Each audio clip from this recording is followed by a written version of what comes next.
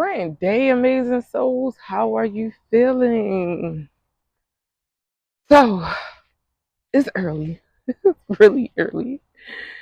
And sun just came up not too long ago. However, I'm sitting in the house and I'm sitting in meditation. Did I say how y'all feeling? How y'all feeling? How are y'all feeling? I tell you what, I tell you how I'm feeling. This energy feels kind of heavy today. And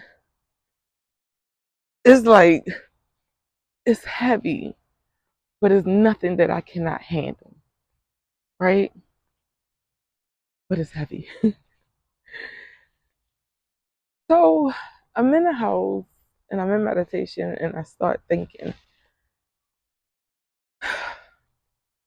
the relationships that I've endured throughout my life has been very, very challenging.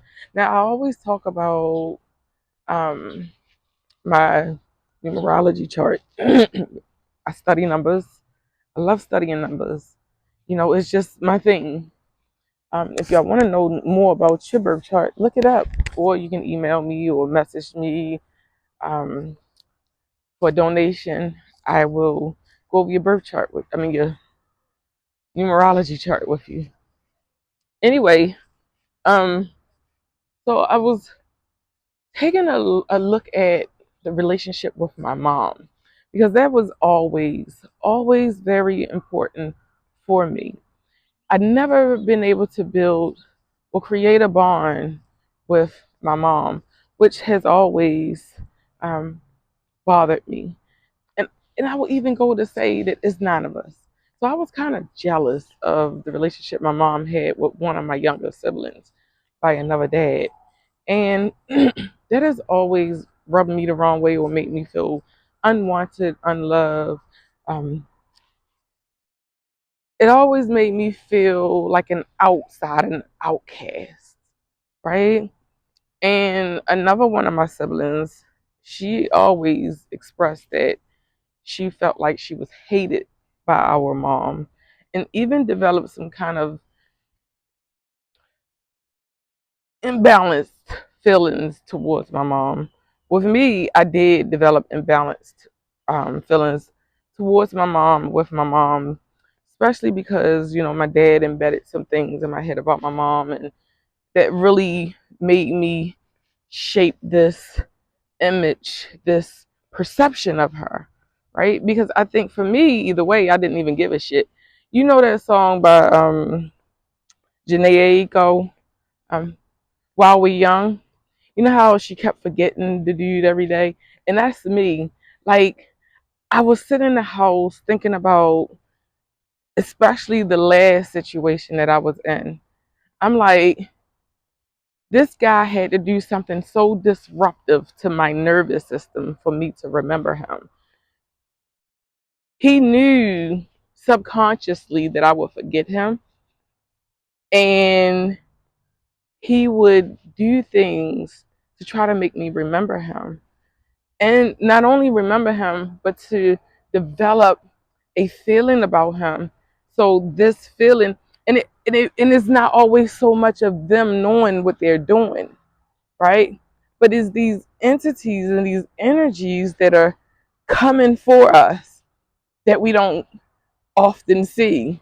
It's so crazy because yesterday I caught the bus somewhere and there was this lady, and I mean she was having a good old conversation, and everybody at first glance thought she was, you know, had some kind of headphones or something in, but no, she was having a whole fucking dialogue conversation with herself, laughing, joking.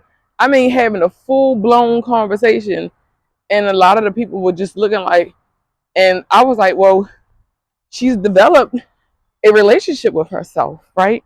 You know how children, when they're younger, they're able to have these um, imaginary friends. And what she did was, she never allowed her imaginary friend to leave, or she, you know, befriended that entity that none of us can see. And sometimes, you know, we have to be mindful and even aware of the the entities and energies that we entertain, right? But back to what I was saying, I was having this epiphany where I had to release and forgive my mom because it wasn't her fault. And it's so crazy because the relationships I'm just noticing at this age that all of the relationships that I've endured, they come and they go. It's been so quick, so fast. And it's not no one's fault. It's just for me not to get attached to anything, right? Knowing how to detach, knowing how to remove myself from from these the nouns. 555, the people, the places, and the things. We have to be detached from these things, right? And I'm sitting there and I'm just like, I didn't know why the tears started pouring. But now I do. It's so crazy that now that I'm speaking about it, I understand why the tears started pouring. Because I was releasing that. Oh, remember when I started off, I said I felt a heaviness. That was the heaviness. Now it feels so light. I feel so light now that I'm able to talk about it, be authentic about it. Wow. I'm looking at these two ladies and they both have on black and white stripes. Both of them. The balance, right? So we're in this number 9 energy. And back to the numerology chart, I always tell y'all I'm in a number 2 cycle, a number 2 pinnacle cycle. And then I'm in a number 2 challenge cycle. But this number 2 challenge has been my life challenge. So balancing relationships is seeing the dual nature in relationships and the dual nature in masculine and feminine has always been a challenge for me.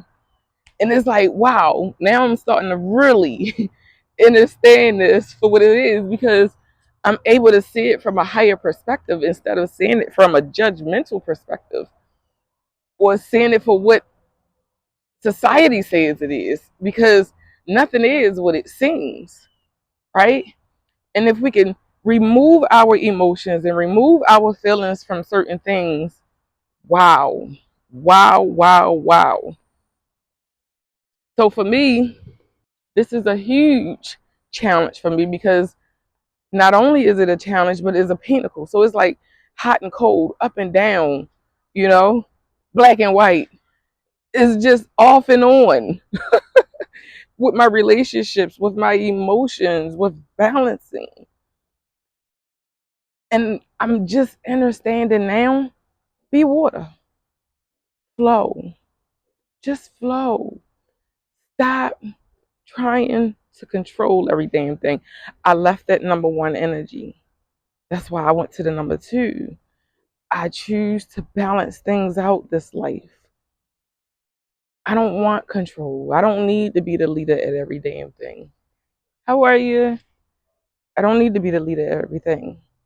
I'm already a leader. I don't have to make myself seen and known. I am seen. I am known. I see myself. It's so funny because all these years I thought that I needed to develop a relationship with others and bonds with others. But it was one relationship that I really needed to co-create. One relationship, and that's with myself, with Source. I am the only one that I never had a chance to know this life. That going within and getting to really know the inner me, and that is where I'm at. And it feels pretty awesome because I am such an amazing soul. You are such an amazing soul. We just never had a chance to get to know that individual, right? So, one of the reasons that I use astrology and numerology and cardology and these different devices is because it's how I get to know me. Some of us don't know how to reach down in ourselves and get to know ourselves. Some people call it demonic. Some people call it witchcraft. Some people call it the devil. Some people call it all. Look, if you don't know yourself, use the tools that are given to you. Okay?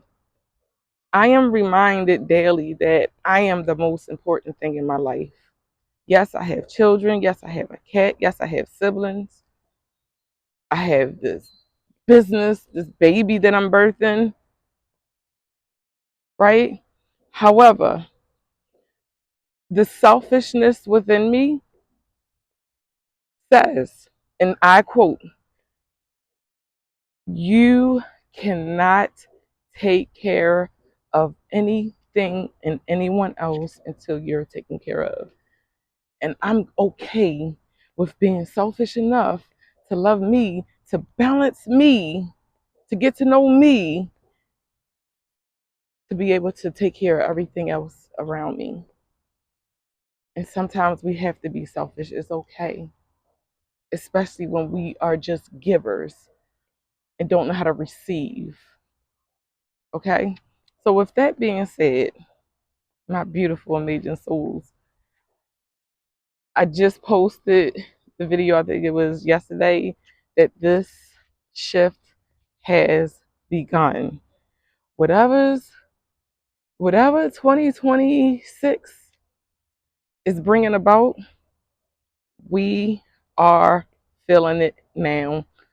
We are embodying it now. We are shifting into it now. We're in the end of October, and this is the shift. Brace yourself. We about to go up on a high. So if you haven't heard this today, I love you. I love me. I love us. I love we. Peace. Have an amazing shift.